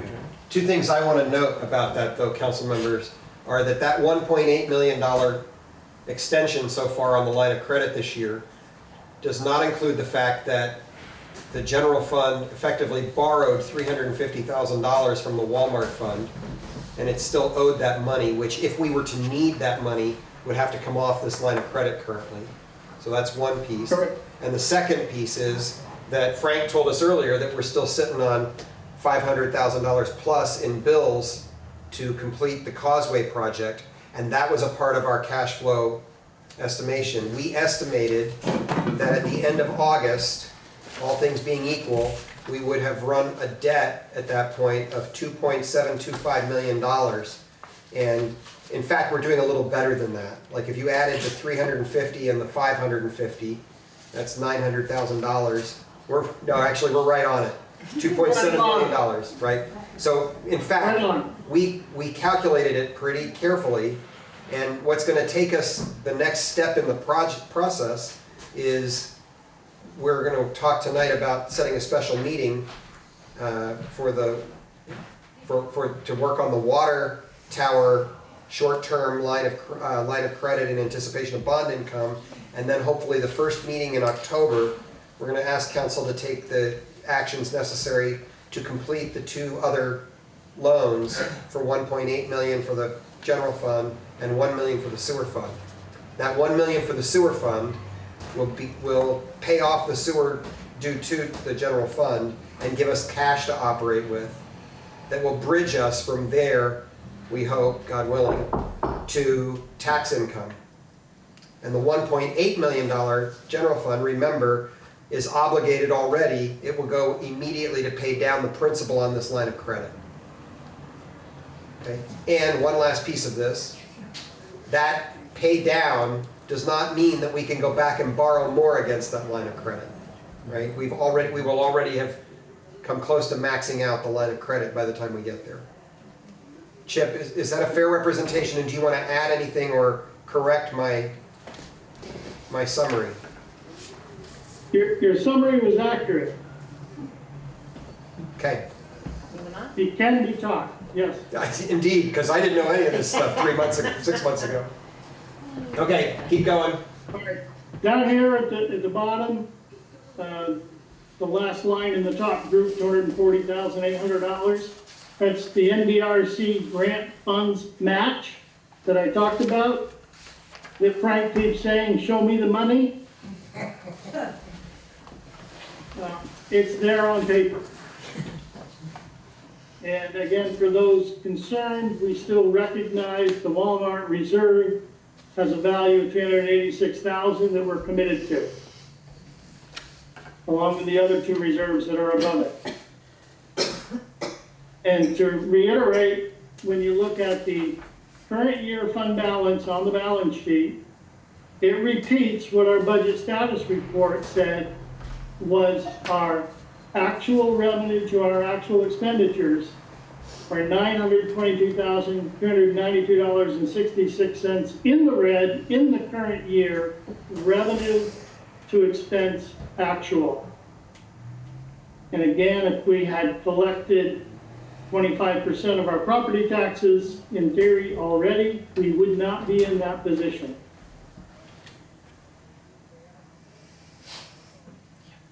Okay, you can roll on, Carter, to the next fund. Simple. This is the mooring fund that is still obligated to the general fund for $3,708.05. I'm not sure that it's going to recover that. The project fund, last meeting, we voted to close that surplus of $17 into the general fund. That's what this balance sheet shows. Nothing is owed to the general fund. This will go to zero when we close the books. Cemetery fund owes the general fund $23,000, even though it has all these assets. They are restricted assets. We cannot take $23,000 from them in order to reimburse the general fund.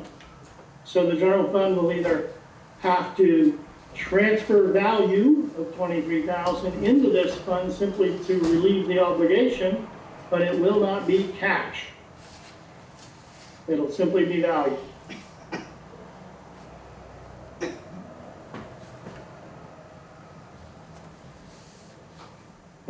Is that Pearly? Yeah, self-contained fund. All of these are simply investments that you are obligated to hold on behalf of a third party.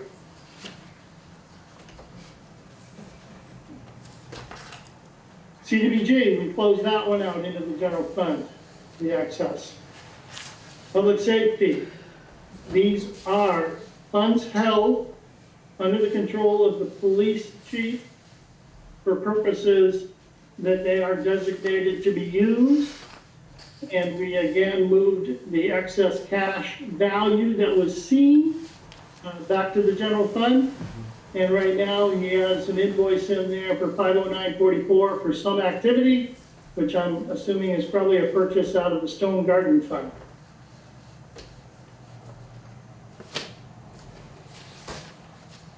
We are in recreation trust funds. It owes $1,236.86 to the general fund. And we just haven't decided which account we're going to move that money out of. Probably the top one.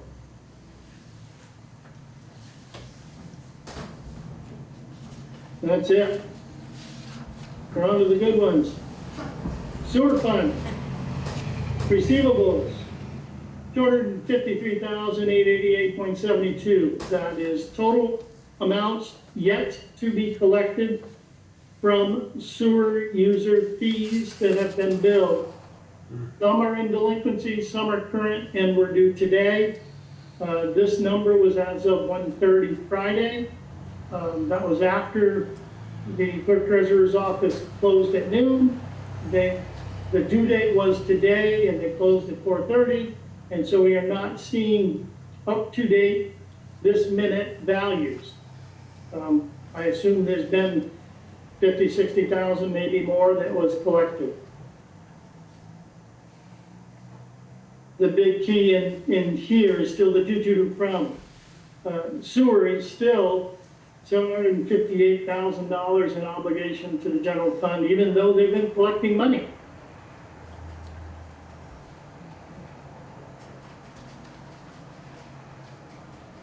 Keep scrolling. And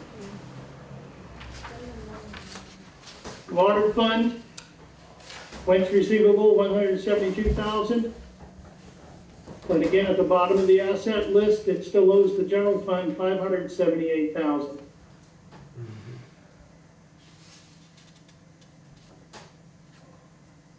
And where's the, scroll up to the water tower line of credit, a little further.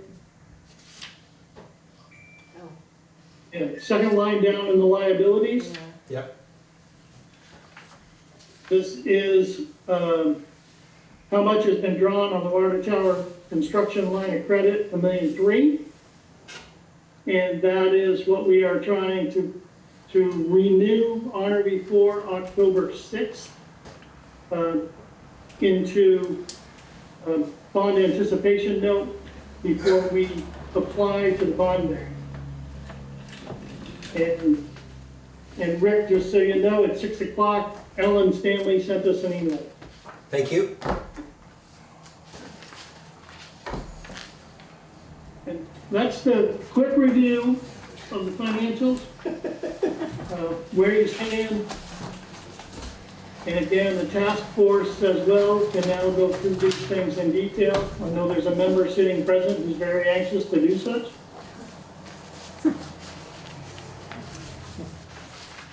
Any questions? I can't imagine you've got any lingering questions about this one, but let me know if you do. Chip, I have a question. go ahead, Frank. It's about the revenue and expense discrepancy in the sewer budget. Now, if that's revenue based, normally, so is it predictable that that deficit will grow in a predictable manner, or is that the revenue rate increases haven't hit to the extent that we can expect that to be a fixed number and not grow going forward? So, referring to the interfund balance being compensated for by rate increases, right? That's what your question is. Yes. Yes. So, right now, the sewer fund, by borrowing $1 million, will clear its due to from adequately. The water tower, when we go to that bond anticipation note, should clear the due to from to the general fund as well. And by looking at the budget to actuals already, we can see the revenue budgets as billed have exceeded 25% of what their target was. However, in both water and sewer, we know that the expenditure budget exceeds the revenue budget as it stands today and does not cover the additional debt payment, I think, for either one of them. So Water and Sewer Task Force is gonna have to take a pretty hard look at this. Yeah, I would suspect that though you just did one rate increase, there'll be another adjustment necessary. Okay. Any final questions or comments? No, just a lot of things noted for the task force to review again, so. Well, and I want to note how often the word Carter came up in this presentation, and appreciate all the work you did, Carter, because you were really deep into the numbers and trying to do that stuff that I can't stand doing and I really suck at, so thank you. Okay. Hearing no other questions, I don't think we have to make any motion. We just move on, all right? Chip, we release you. Thank you very, very much. Actually, you can stay if you want the scintillating conversation about the tax rates, which is just about to come. So. Yeah, I might participate in that. All right. Okay, so we're moving on and actually doing quite well tonight, everybody. Thank you for your patience. And oh, I know, Chip, I do have one last quick question. Can you just talk for a moment about what you how you project, or what timeline you project will be necessary to get us from our current general ledger chart of accounts to the new general ledger chart of accounts? So the first thing we have to do is complete the FY25 audit with the auditors, with the numbers as they stand today. Because in the middle of their audit, we can't change the chart of accounts. Right. However, what we can do is do a preliminary test on what we think we want to do, look at the results before we turn it out on live data. So that has crossed my mind as something to spend time on during the day. I would suspect that we could look at the first flip, maybe the second meeting in October, but the task force may have it in the first meeting in October. Excellent. Okay, thank you, Right? I Chip. think the task force wants to see the results before we make a recommendation to council. Yes, absolutely. Okay, Jim, we're moving on to item 12, action on tax rates proposed by you, the treasurer. Okay, so everybody got this in their packet. I'll just read the highlights of this. The 25-26 rates are based on a grand list of $3,283,443. That's divided by 100 figure. It's actually 328 million. A voter-approved budget of $5,487,700.20.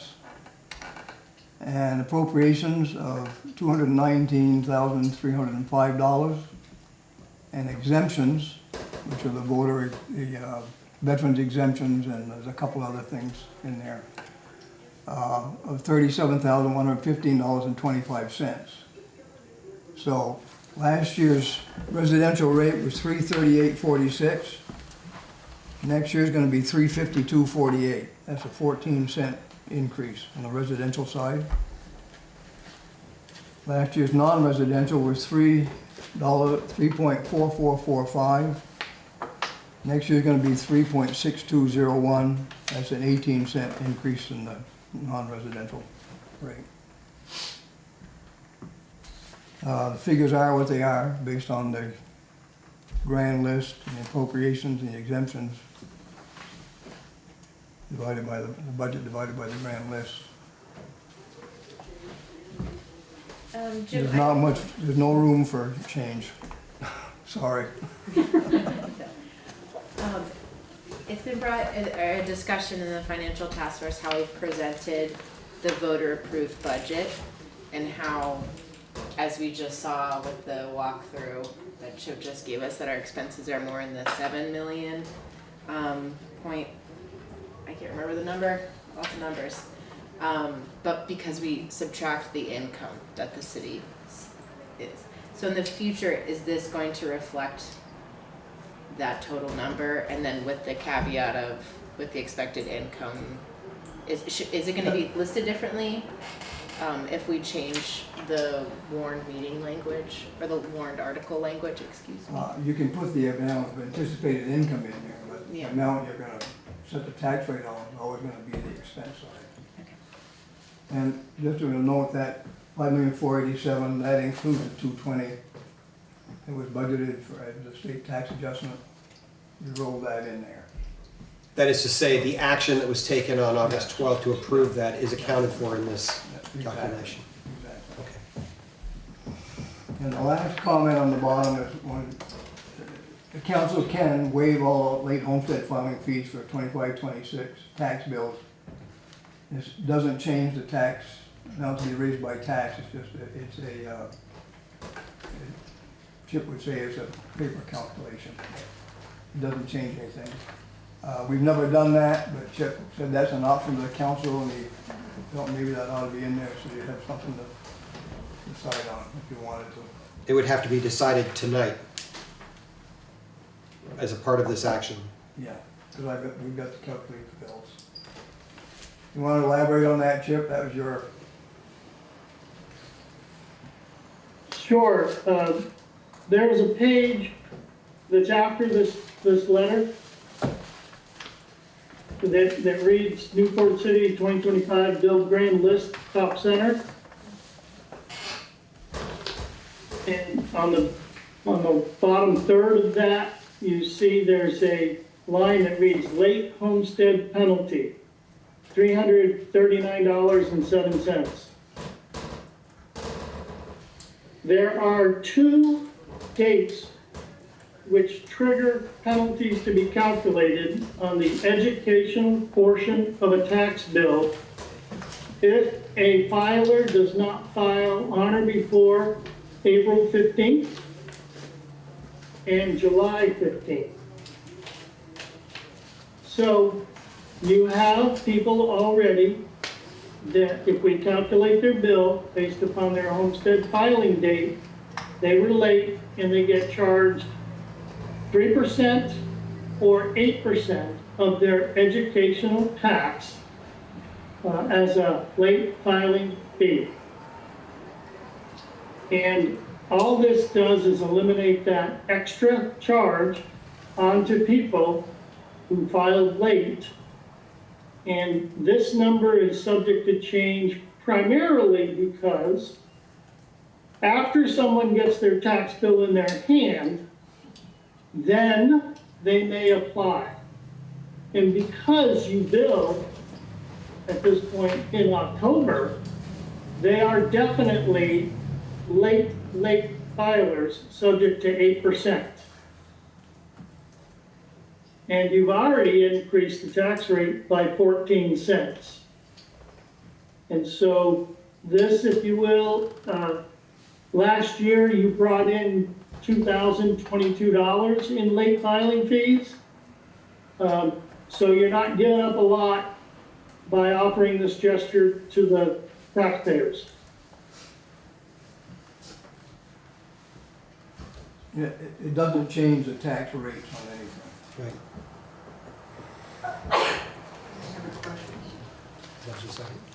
Council members, do you have questions or comments? So no part of that late fee goes to the state? No. No. We get the whole $300. So can I just, for people like me who really have a hard time with numbers like this, if I have a $200,000, a house valued on the tax list at $200,000, I divide it by 100, and now I have $2,000, and I multiply that by 14 cents, and that's how much my taxes will increase. Did I do that Yes. right? So in that case, a property valued at $200,000 on the grand list would see an increase of $280 on their tax bill, based on that calculation. Well, yes, Okay, yes. thank you. See, I am teachable. I didn't know that a few months ago either. Any other comments or questions before I ask in the community? It's worse for non-residents.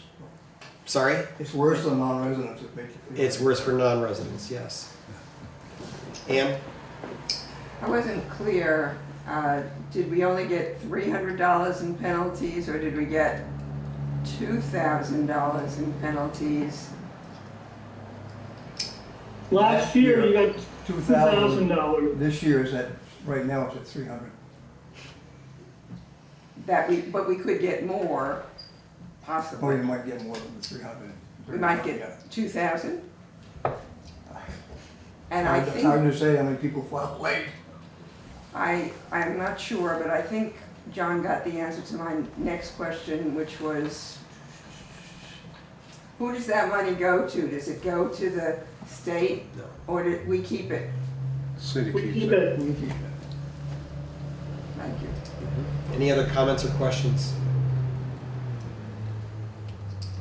Council members, what's the will of the body?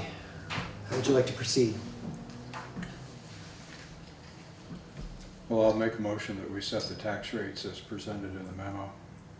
I'll second. I have a motion and I have a second to set the tax rates as presented in the memo. Any further comments or questions about that? Hearing none, all in favor, please say aye. Aye. Any opposed, nay. Motion carries. Are there any other further actions you'd like to propose, council members? I'll just say that we'll be building the taxes in the first week of October. Okay. Okay, so I'm not hearing any proposed action on waiving the homestead penalty fee, correct? Okay. All right. We are doing great, y'all. Coming down the home stretch. Let's do a series of task force reports from water and sewer first, John. No change from last week. Okay, we'll be meeting the Next- 24th. Yeah. Wednesday next week. Wednesday night, the Whatever that 24th. is. Yeah. Okay. And I'll just say, so that all the council members know, we have begun, Chip and Carrie and I have begun working, and with some help from Jason, on the sewer and water 10-year cash flow projections. And our hope is that we will have something to present and go over them with a pretty fine-tooth comb on Wednesday night, the 24th, so that we can give those figures to the bank and to our attorneys the following morning to create the certified cash flow projections we need for the loans. Okay. So that'll be our main agenda item then. I think so. That, and I think we will need some conversation about what came up tonight, which was the thing I couldn't remember earlier, John. So, having a conversation about the water the sewer plant. wastewater treatment facility Correct. and the smell. Okay, Carter. Awesome. Financial Task Force had a meeting on Friday. We are going to temporarily shift the schedule. The next meeting is set for Wednesday morning, the next week.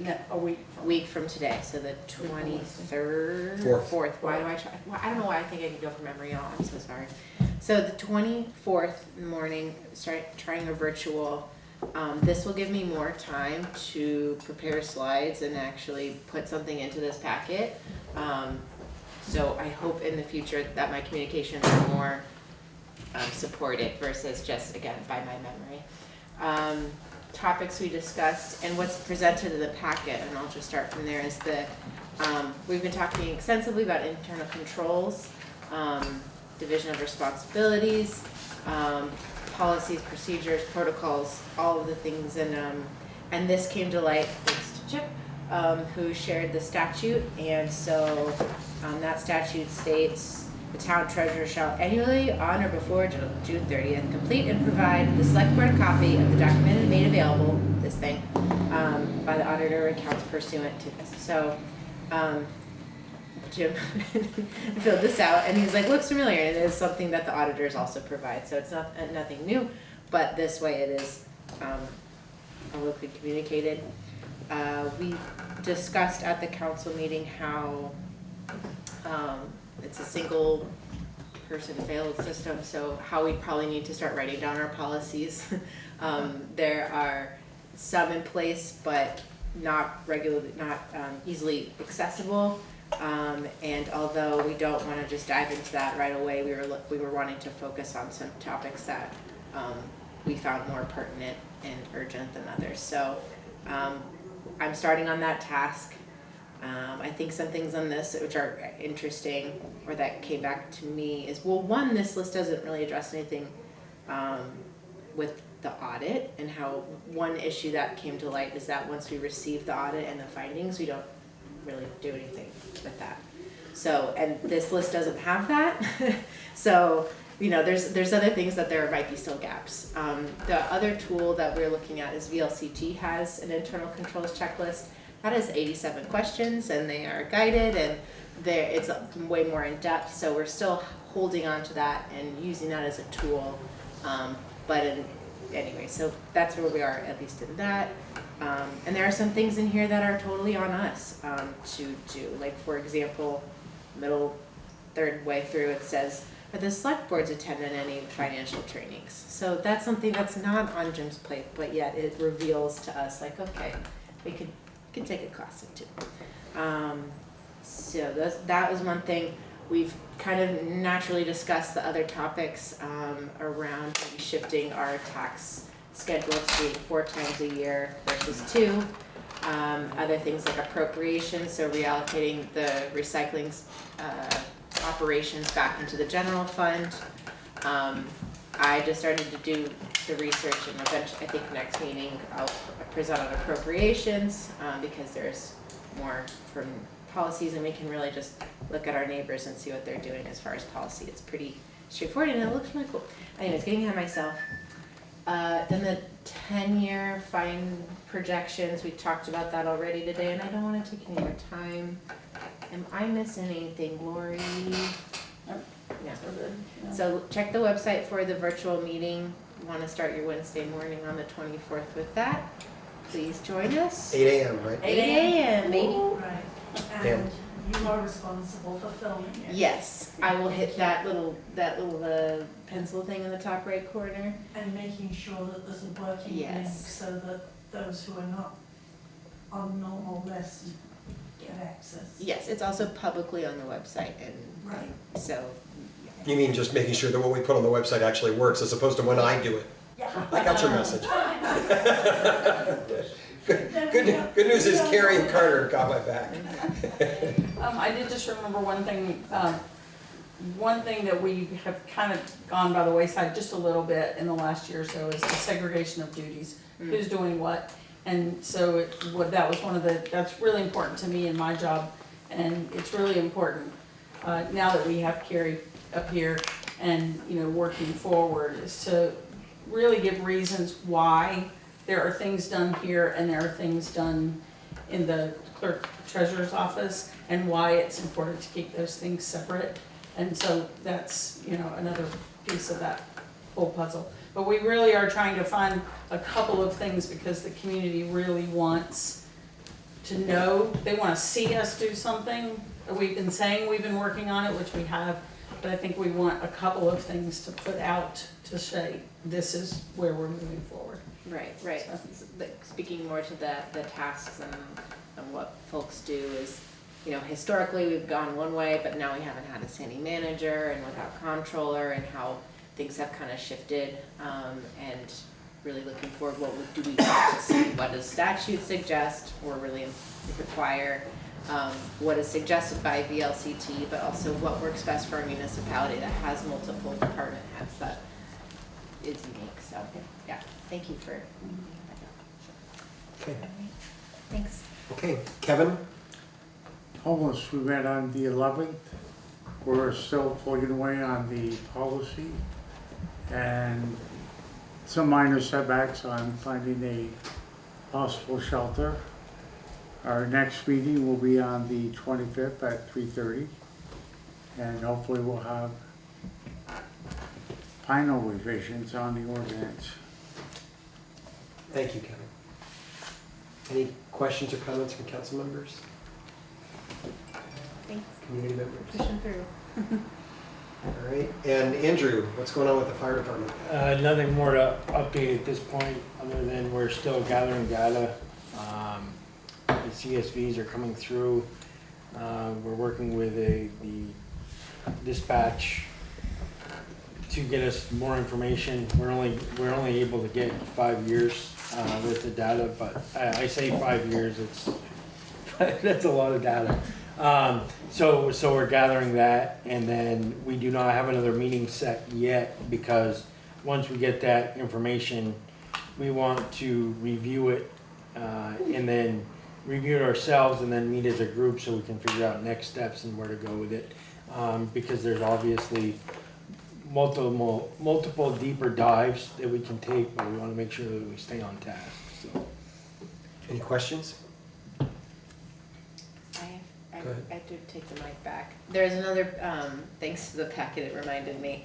One other thing on the financial task force is Rick has contacted VLCT/Passive, which is our insurance carrier, because many constituents have asked, hey, what about insurance? And pretty quickly they sent this policy exclusions and highlighted both B and C. B is a much longer paragraph. C just says losses resulted from accounting, data entry, or mathematical errors or omissions. So pretty quickly they're saying, I'm not looking so hot there. So I had a conversation with Kelly, great. Somebody or other, sorry, I can't remember her last name off the top of my head, who is one of the underwriters at VLCT this morning, to confirm the way I was reading this. And she said, yes, not only can she confirm that our reading is correct, but that she had talked with several of her colleagues about our case in particular to try and just probe and make sure that there was not some further recourse that we could get through the insurance coverage for financial mismanagement or negligence that has led us to the situation we're in now. So the bottom line is, I think we've done due diligence, and I'm prepared personally to put that question to bed. I don't think there's a recourse with insurance coverage. She did say, we are covered if someone brings a suit against the city, frivolous or otherwise. Legal fees would likely be covered in that event, so that we would have coverage to try and fight that suit. Thank you for remembering. Yeah. And Andrew, nothing else from you? No. Would you please do me a favor and let the chief and the other officers know tonight that I've canceled the arrival of their new fire truck? I'm gonna let you give that news and not me. Thank you. They can expect it sometime the first week of October, God willing. Another moment of courage from your mayor.